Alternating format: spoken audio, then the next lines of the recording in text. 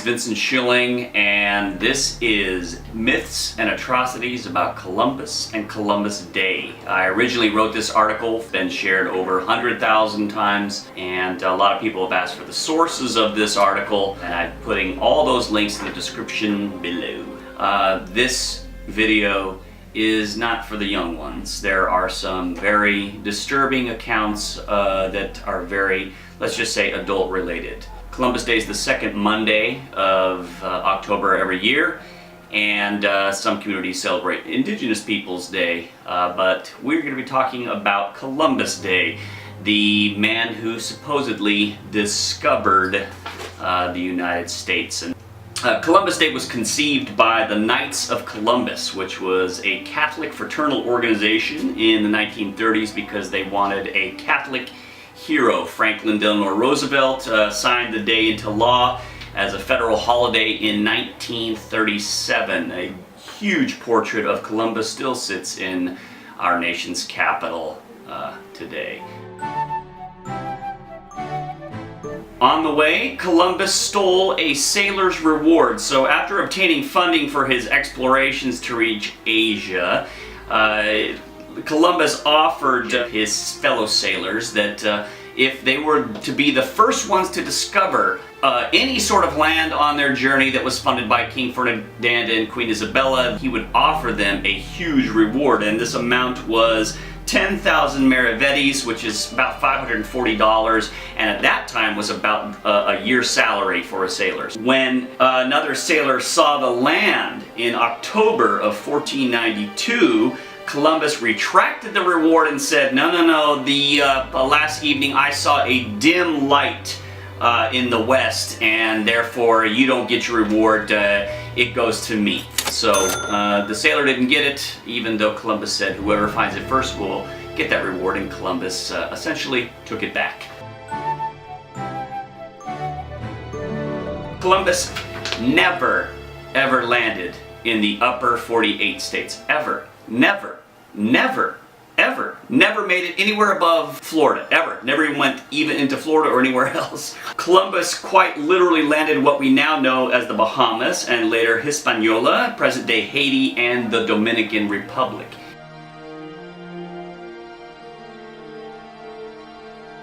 He says, "As soon as I arrived in the Indies on the first island which I found, I took some of the natives by force in order that they might learn and might give me information of whatever there is in these parts." So he just took them by force. Columbus painted a horrible picture of otherwise peaceful natives. So when Columbus first saw the native Arawaks that came to greet him and his crew with a peaceful and admiring tone, these are his words. "They brought us parrots and balls of cotton and spears and many other things. They willingly traded everything they owned. They were well built with good bodies and handsome features. They do not bear arms and do not know them. For I showed them a sword. They took it by the edge and cut themselves out of ignorance. They have no iron. Their spears are made of cane. They would make fine servants. With 50 men we could subjugate them all and make them do whatever we want." So after several months of being there, Columbus's writings changed a little bit in order to appease those he was trying to, let's just say, they're funding his trip, so he's got to make it sound good for him. So he says, after several months being there, 2 natives were murdered during trading. So Columbus, who had otherwise described the natives as gentle people, wrote, "They are evil. I believe they are from the island of Caribbee, that they eat men." He also described them as savage cannibals with dog-like noses that drink the blood of their victims, and this is still taught in schools today. Columbus's men were rapists and murderers, and this is documented, not just an assertion.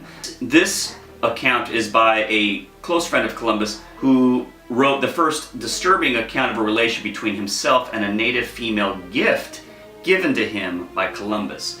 "When I was in the boat, I captured a very beautiful Carib woman, whom the said Lord Admiral gave to me, and with whom, having taken her into my cabin, she being naked according to their custom, I conceived desire to take pleasure. I wanted to put my desire into execution, but she did not want it, and treated me with her fingernails in such a manner that I wished I had never begun. But seeing that, to tell you the end of it all, I took a rope and thrashed her well, for which she raised such unheard of screams that you would not have believed your ears. Finally we came to an agreement in such a manner that I can tell you she seemed to have been brought up in a school of harlots. In addition to raping and taking the women at will, Columbus's men were also murderers, and there are several accounts by many different writings. Spaniards were testing the sharpness of their blades on native people by cutting them in half, beheading them in contests, throwing natives into vats of boiling soap, accounts of suckling infants being lifted from their mother's breasts by Spaniards, only to be dashed headfirst into large rocks. Bartolome de las Casas, a former slave owner who became Bishop of Chiapas, described these exploits. He saw the atrocities and eventually changed his ways and was horrified by what he saw. And you can find many of his writings all over. So he says, "Such inhumanities and barbarisms were committed in my sight as no age can parallel. My eyes have seen these acts so foreign to human nature that I now tremble as I write." Columbus enslaved people for the pursuit of gold. So because he had told Queen Isabella and King Ferdinand that he'd be finding all this gold that he didn't find, essentially he was given 17 more ships and 1,200 men for his next expedition. However, he was unable to deliver, so he forced natives to work in gold mines until absolute exhaustion, and those who opposed were beheaded or had their ears cut off. They also had their hands cut off.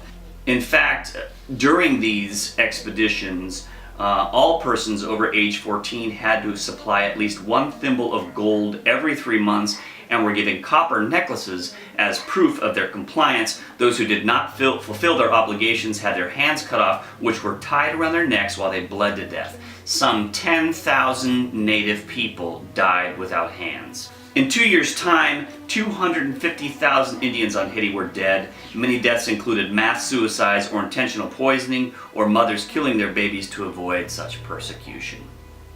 In the words of Columbus, written a few years before his death, "Gold is the most precious of all commodities. Gold constitutes treasure, and he who possesses it has all he needs in the world, as also the means of rescuing souls from purgatory and restoring them to the enjoyment of paradise."